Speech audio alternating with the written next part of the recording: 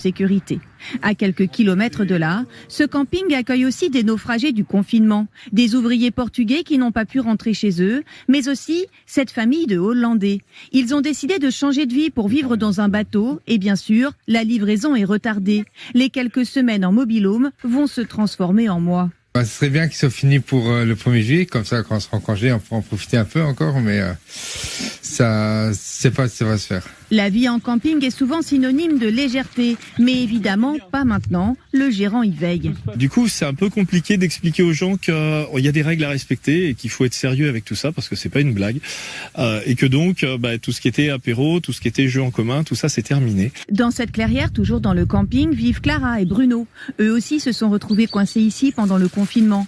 Mais comme leur projet de vie est de s'installer dans une tiny house, ces maisons minuscules, ils sont comme des coqs en pâte en attendant sa construction.